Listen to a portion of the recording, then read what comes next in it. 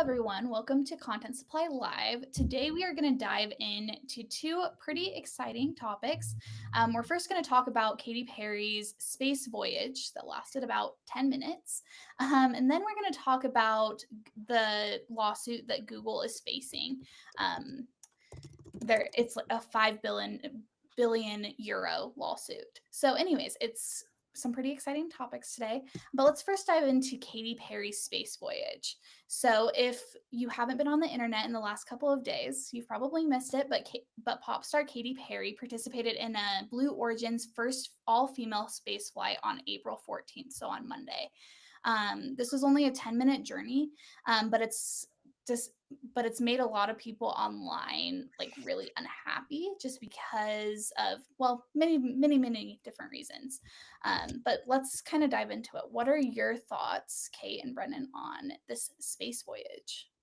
I know Kate's got a lot of thoughts, so let's dive in first. So, yeah, basically the point of this voyage was it was going to be the first all-female voyage to space since 1963. And I believe that flight in 1963 was just one woman, and it was the first woman in space. I'm pretty sure. You might need to fact check me on that. But that was the whole point of this stunt, was to have the first all-female voyage to space since 1963. Where a lot of the criticism comes in from the internet is that this didn't achieve anything. The point of it was just to go up there and come down. It literally lasted 11 minutes, which I think is everyone's biggest critique, I guess, was like, what the hell did you do up there for 11 minutes?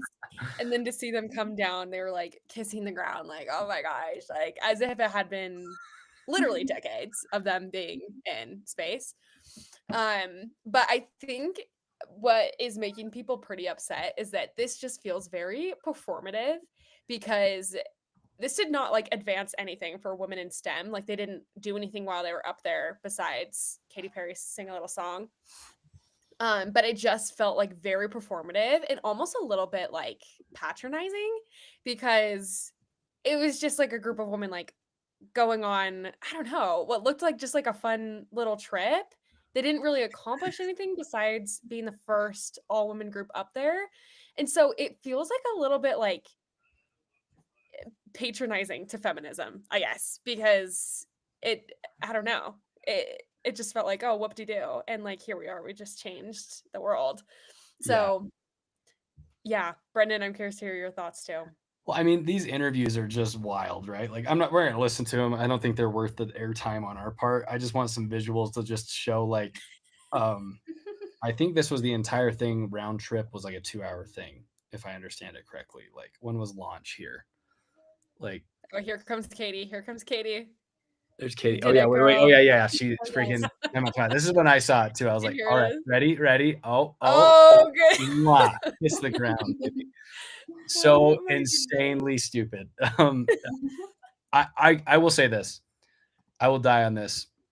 As a straight husband, straight man, I love Katy Perry to death. I will die on that hill. I'm a very big Yeah. Katy Perry fan. Wow. No lie. I love Katy Perry. Sure.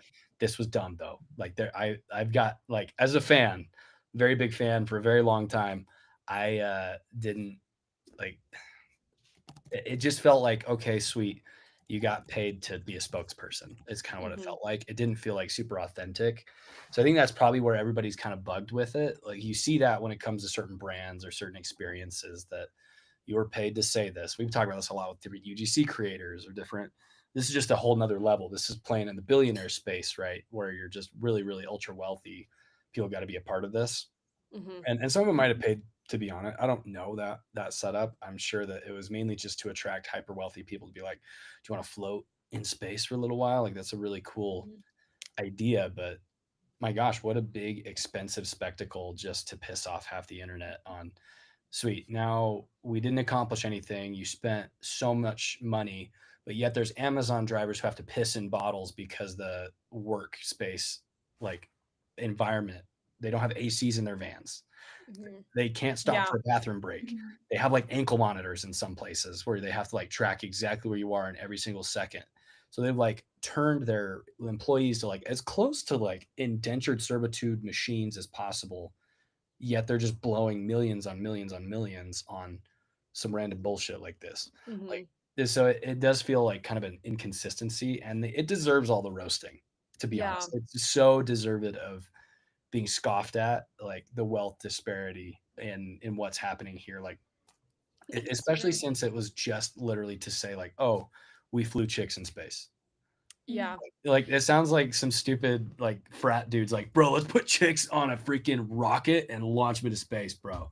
Like just Yeah. chicks in space, man. Like it's the stupidest thing I've ever heard. That was probably the behind the scenes of Yeah, the yeah. I'm sure corporate the boardroom roundtable. was like, dude, if we throw chicks in space, Yeah. every feminist on earth is gonna endorse everything we do.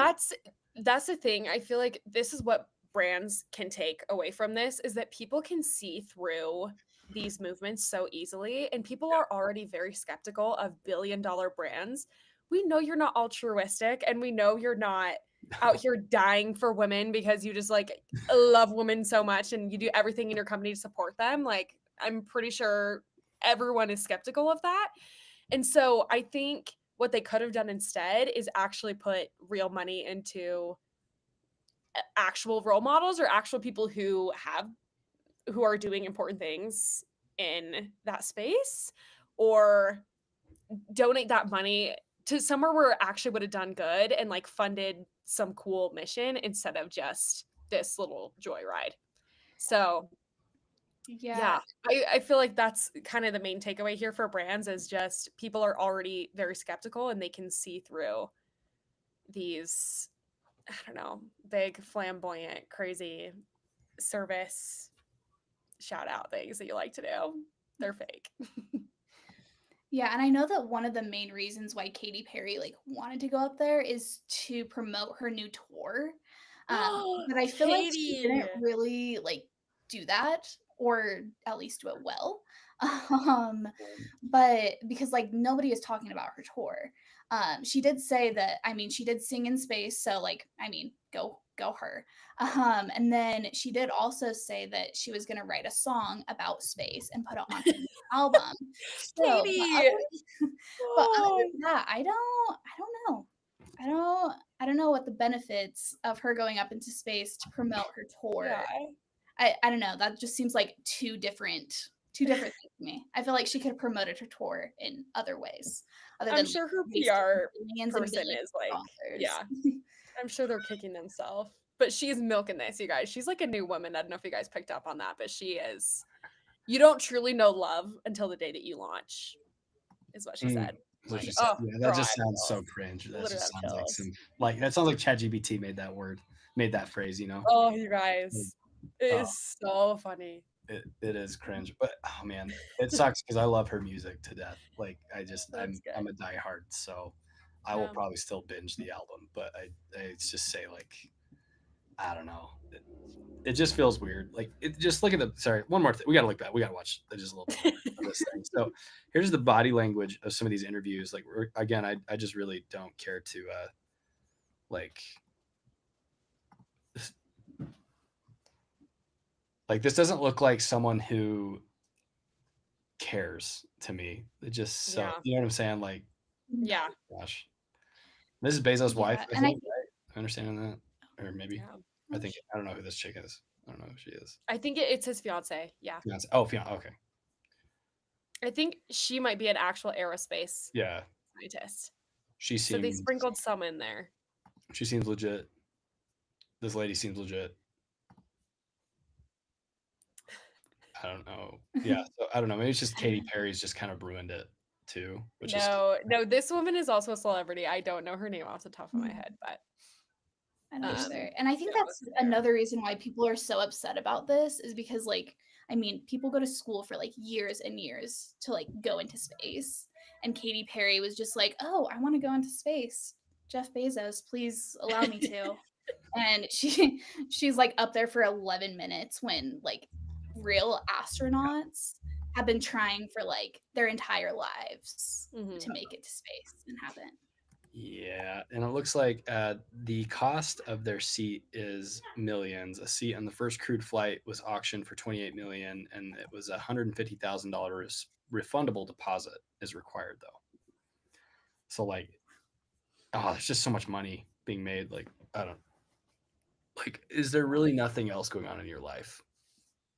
I I think certainly did not wake up feeling any more empowered as a woman than I did yesterday. I don't know about you, Justine, but I did alas, not. I don't know. another Maybe day, no after I future. hear Katy Perry's song about space, maybe I will Yeah. wake up. But Oh, for sure. at this For sure. We'll have point, to stream it. yeah. Well, maybe yes, we'll do a live watch of Yeah, our first listen of Katy Perry's new song, and then see what we think about it as a for crew. sure. That's the For official sure. yes. endorsement from Content Supply where we feel on it. So Oh yeah, I don't know. gosh. PR dumpster fire right now. Hmm. Yeah. Anyway, rock on. Yes. So let us know your thoughts on this whole PR stunt in the comments. So our next topic is about Google and them facing billions of dollars of a lawsuit.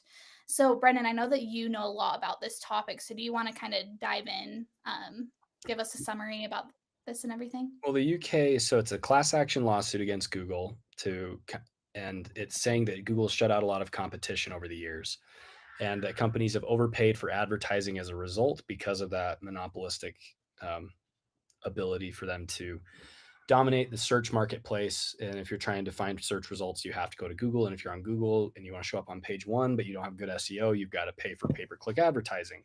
Pay per click advertising is very expensive, especially in certain businesses that it matters a lot, like service businesses or small, like if you're a plumber, you're an HVAC guy, you're a pest control company, you have to pay a lot in Google ads because if you say plumber near me, you want to be the first or two or three that show up. The way to do that's like local search ads and things like that. And it has just gotten more expensive and less effective every year and has been the case since I started working in marketing for sure. And even before that, but like when I first got into it in like 2022, I was the first time I was like exposed to this world, and the ad agency I was working at would get like pretty vicious like upsell calls from Google that are like, you have to keep spending more to see results. You have to keep spending more, spend more, spend more.